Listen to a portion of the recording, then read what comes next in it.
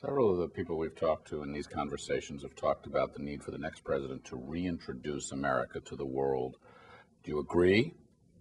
Well, I don't think the verb of reintroduce is the right verb. I think the United States has dealt with a very difficult situation that occurred to the U.S., 9/11, in a way that has created some friction around the world.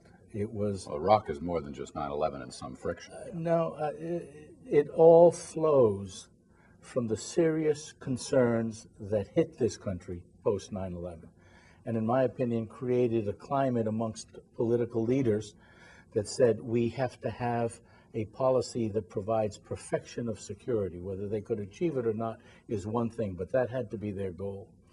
I think there has, over the past few years now, developed an opportunity for the next president, without reducing vigilance, without reducing the programs that are necessary to provide security, to change style. And it's the change of style, I think, that will take place.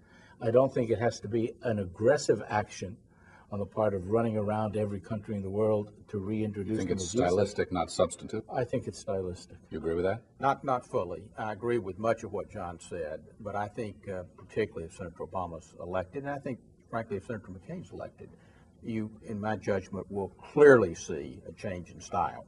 There's no question about that with Senator Obama. And I think you will see some change in substance as well.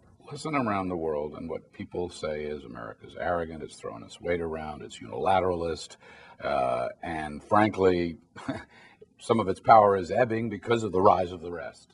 You perhaps overstated the case, but I think there's some truth there for sure. The first fundamental change is you're going to see, in my opinion, either candidate for president try to move forward and get Iraq in a different posture and get that behind us. And that in itself will be a major change in how we deal with our friends and our competitors.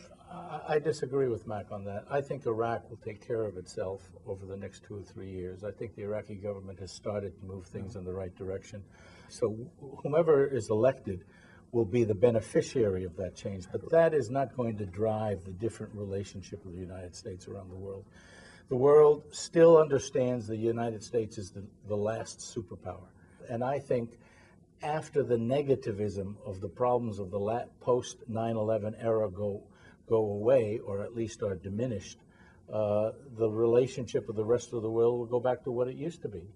A relationship where they understand somebody has to be counted on to provide a stabilizing force, and somebody has to be there when the Europeans can't take care of Kosovo or Bosnia, and somebody has to be there when there are threats of disorder around the world.